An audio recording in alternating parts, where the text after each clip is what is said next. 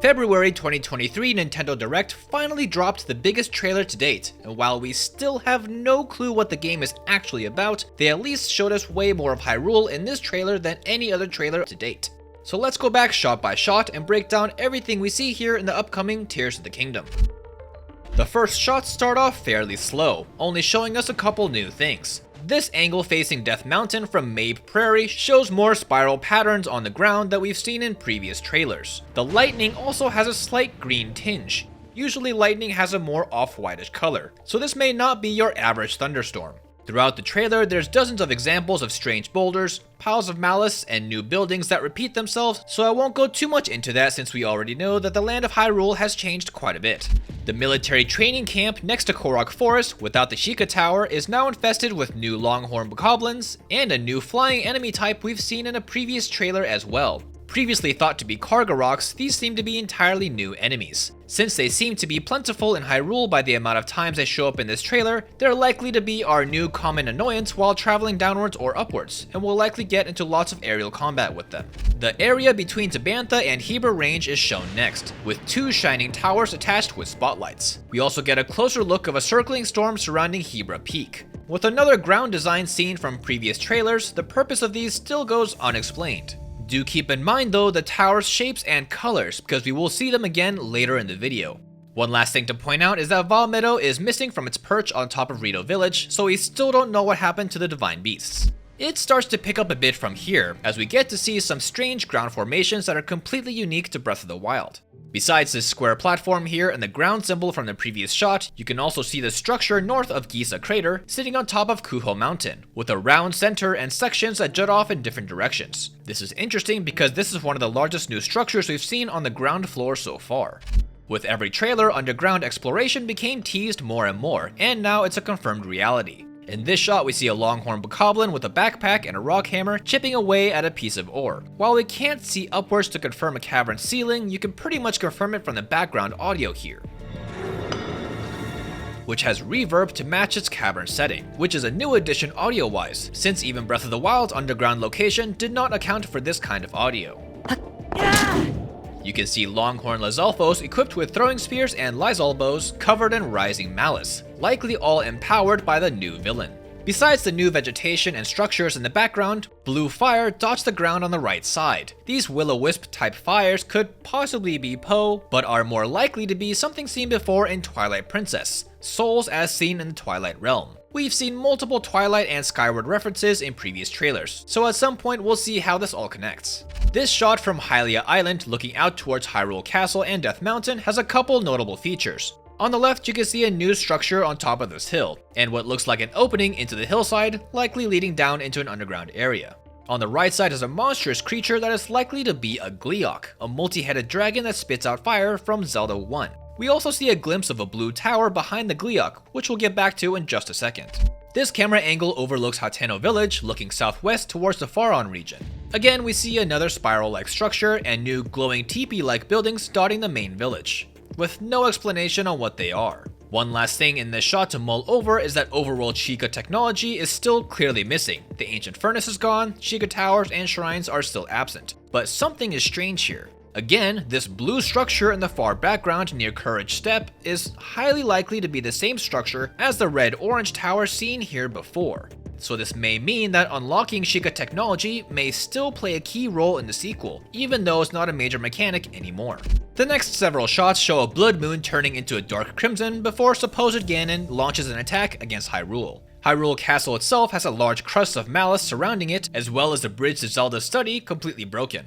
Then a volley of malice souls are sent towards the Great Plateau, landing south of Mount Hylia. But something is amiss here. This south wall does not appear in the game like this. It's completely covered in snow and damaged here. So it's possible this cutscene occurred in the past, and Breath of the Wild's Great Plateau is the aftermath many years later. An explosion follows up, but this is a different cutscene entirely, as the ground looks to be the wide sandy areas of the Gerudo Desert. What's enveloped in the explosion is a mystery though, as we can only make out a large enemy with what looks like 4 guardian-like arms and massive claws. Magma-filled rocks then begin to crumble, likely a separate event from this castle crumbling scene. As far as we can tell, Death Mountain's lava seems to be inactive, so we'll see how lava and magma in general plays a role in Tears of the Kingdom.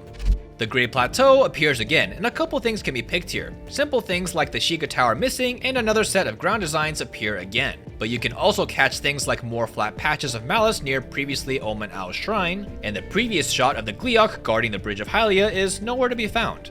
Multiple Guardian bodies litter this poolside in Breath of the Wild, while they are completely missing here. Whether it's related to time, Shika technology absence, or some other event, it's still unexplained, so again, we'll have to wait and see. We see a follow-up shot to the Blood Moon volley we saw before, with bokoblins coming to life out of the blobs of malice that come down, equipped with serrated horns instead of the normal long horns we've seen so far. They land right on top of the Great Plateau wall. Then we see many of Hyrule's new monsters, with several newcomers. First, we see the new Big Bokoblins. According to the official Zelda Japan Twitter, they're simply called Boss Bokoblins. Then we get our first look at Tears of the Kingdom's Redead, a zombie-like creature that has appeared in most major Zelda titles. Seeing as they have a history of creepily latching onto Link, I'm not looking forward to seeing that again with these terrifying new jaws. The Bokobla and Lizalfos also sport new horn pieces. Link is then seen riding near Hyrule Castle on what looks like Epona, which is interesting because Epona was not easy to make canon into the story of Breath of the Wild since it was locked behind an amiibo. Making Epona canon now would make us wonder what the Epona amiibo will be used for now, but we'll have to see. We again see a circling storm above Hebra, and possibly a new building in front of the Hyrule Castle gates on the left. Then we see a shot of the Great Plateau looking down upon Osira Plains, and what looks like a Malice wildfire in the distance. It's hard to tell from this distance, but there may be a Molduga's head sticking out of the ground here.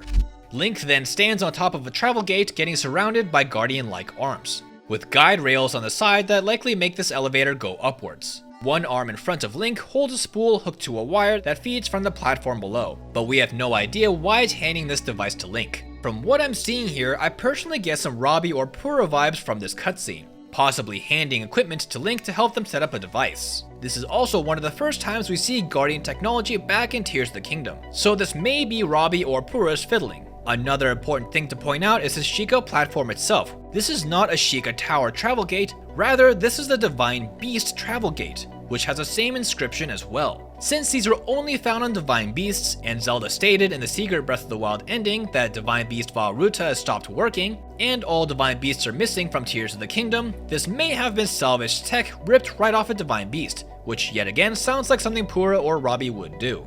This next location is a baobab tree area between the Gerudo Highlands and Satori Mountain. We then see a pack of bokoblins with the boss bokoblin ready for battle. The weapon is hard to make out, but from the small details we see, the boss bokoblin is wielding a malice-corrupted two-handed soldier's claymore in one hand. Tears of the Kingdom also seems to be ramping up its enemy with enemy teamwork interactions, such as this boss bokoblin commanding all the bokoblins to attack at once. It may become a situation where taking out a leader will cause the enemy squad to become uncoordinated, something similar to Halo games with grunts and elites. Another really interesting thing to point out here is that they're using an asset that we never got in Breath of the Wild, the scrapped metal horn. From the book Creating a Champion, this was in development in the first game as a Lionel horn, but never made it into the final release. Now this metal horn comes to life in the hands of this new enemy.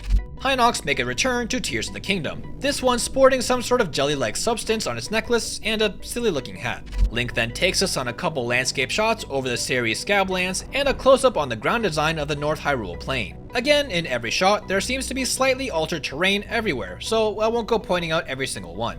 The next shot points us eastward between Korok Forest and Typhlo Ruins. We also get to see another enemy with enemy interaction with these new flying types carrying bokoblins. Between the Talus Fort filled with bokoblin snipers, bokoblin coordinated attacks, and these flying types carrying bokoblins, Tears of the Kingdom is definitely ramping up its enemy intelligence in interesting ways. Looking southwest from Samasa Plain, we see a moblin picking itself up. While I initially thought that this was a normal getup animation, it's actually the tail end of a new headbutt attack, which makes sense with this terrifying new helmet that it's sporting. As the camera pans left, we see a glimpse of a new enemy skull encampment with scaffolding on top and this time with a nose. A towering new blocky Zonai enemy then attacks Link. You can see the dragon type inspirations on the blocks on its arms. I imagine these blocks may be climbable, and this would go down similarly to a Shadow of the Colossus fight, with its shiny weak point conveniently placed up high. We then see more missing shots from the cutscene of the supposed Ganondorf waking up out of his slumber. While it's slightly more context, it's just more shots of the same situation shown in previous trailers. More shots of the open world from right near Death Mountain, and while we constantly see new islands in the background of each new trailer, this shot has many of them together. such as this massive cube and the multi-level island.